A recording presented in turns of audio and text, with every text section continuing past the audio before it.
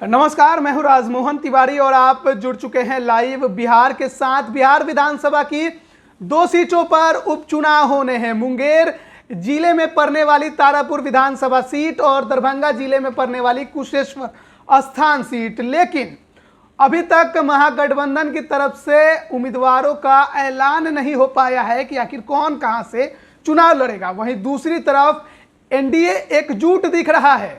शुक्रवार की शाम एनडीए ने एक साझा प्रेस कॉन्फ्रेंस किया। इस साझा प्रेस कॉन्फ्रेंस में तमाम एनडीए के सभी दलों के नेता मौजूद थे और इस साझा प्रेस कॉन्फ्रेंस में जेडीयू के उम्मीदवारों का ऐलान किया गया कि आखिरकार कौन किस सीट से चुनाव लड़ेगा। जिन नामों को हमने आपको पहले बताया था वही नामों का ऐलान हुआ। तारापुर से राजीव कुमार सिंह को जेडीयू ने उम्मीदवार बनाया, तो वहीं कुशेश्वर स्थान से शशि भूषण हजारी के बेटे अमन भूषण हजारी को जेडीयू ने टिकट दिया है। लेकिन दूसरी तरफ महागठबंधन में लगातार पेच फंसता नजर आया। महागठबंधन में पहले सहमति नहीं बन पाई कि कौन कहां से चुनाव लड़ेगा। 2 सीटें थी। कुशेश्वर स्थान 2020 में कांग्रेस के खाते में थी, तारापुर 2020 में राजद के खाते में थी। लेकिन 2021 के उपचुनाव में राजद ने दावा कर दिया कि वो दोनों सीटों पर अपना उम्मीदवार उतारेगा, क्योंकि कांग्रेस का स्ट्राइक रेट 2020 के चुनाव में बेहद खराब रहा। लेकिन कांग्रेस भी अड़ गई कि नहीं, वो हमारी सीट है और हम ही इस पर उम्मीदवार उतारेंगे। इसको लेकर दिल्ली में मंथन चल रही थी। तेजस्वी यादव कुछ दिन पहले ही दिल्ली पहुंचे थे और वहां पर खबर यह आ रही है कि तमाम कांग्रेस के बड़े लीडर के साथ तेजस्वी यादव और लालू प्रसाद यादव ने मंथन किया और बाद में जाकर आखिरकार लालू प्रसाद यादव को अपने पैर पीछे खींचने पड़े हैं। कांग्रेस को कुशेश्वर स्थान देने पर सहमति बन गई है, ऐसे सूत्रों से हमें खबर मिल रही है। और खबर यह भी है कि कुशेश्वर स्थान से कांग्रेस अपने पुराने उम्मीदवार अशोक राम को ही टिकट देगी। लेकिन एक और नाम चर्चा में जरूर है। नाम है अशोक राम के बेटे अतिरेक कुमार का।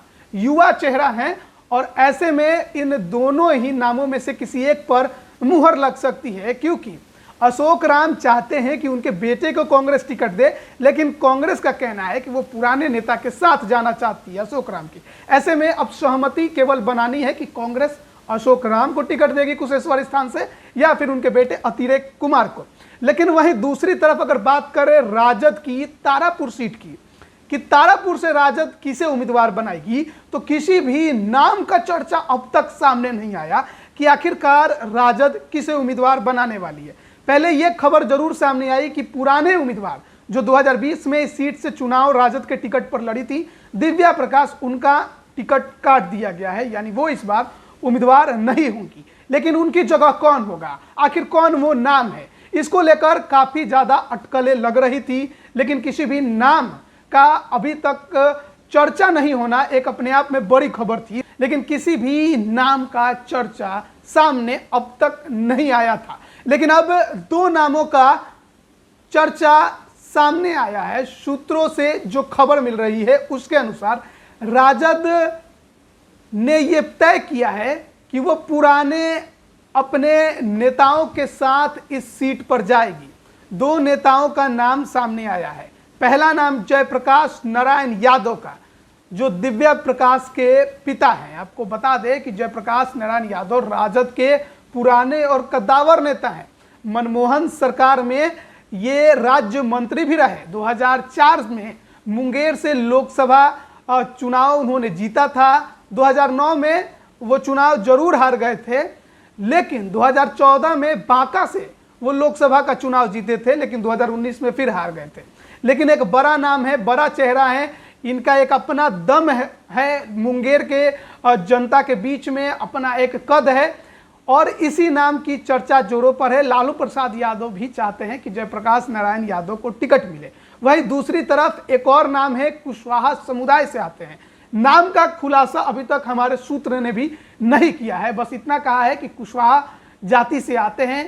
तारापुर कुशवाहा बहुल सीट है, तो ऐसे में उनका भी नाम अभी चर्चा में है। तेजस्वी यादव आज शनिवार के दिन दिल्ली से पटना लौट रहे हैं और नाम को फाइनल करके लौट रहे हैं, यानी नाम लेकर लौट रहे हैं। रात भर शुक्रवार को मंथन हुई मीसा भारती के घर पर, जिसमें तेजस्वी यादव, लालू प्रसाद यादव भी थे, और कई नामों पर चर्चा के बाद एक नाम पर मुहर लग गया है। अब इसमें से एक नाम कौन है, क्या जयप्रकाश नारायण यादव का है या फिर किसी नए चेहरे को इस बार मौका देगी राजद, ये देखने वाली बात होगी। लेकिन आज शाम या फिर रविवार के सुबह तक नामों का ऐलान आरजेडी कर देगी।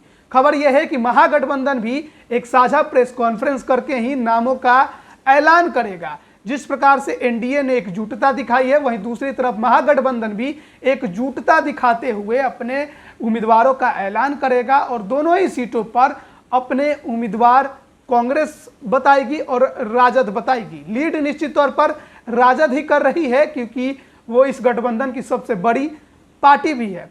अब बिहार का उपचुनाव बड़ा मजेदार होने वाला है, क्योंकि बहुमत के आंकड़े में भी ये काफी कुछ अंतर पैदा कर सकता है। अगर ये उपचुनाव की दोनों सीटें एनडीए जीतती है तो उनका जो स्थिति है विधानसभा में वो मजबूत होगा, लेकिन वहीं दूसरी तरफ अगर महागठबंधन जीतती है तो ये भी बहुमत के आंकड़े के करीब पहुंचेंगे। ऐसे में निश्चित तौर पर मामला काफी ज्यादा गंभीर दोनों ही गठबंधनों के लिए, और दोनों ही गठबंधन जीतोड़ तैयारियों में जुटे हैं कि किसी प्रकार से इन दोनों सीटों पर कब्जा जमाया जाए।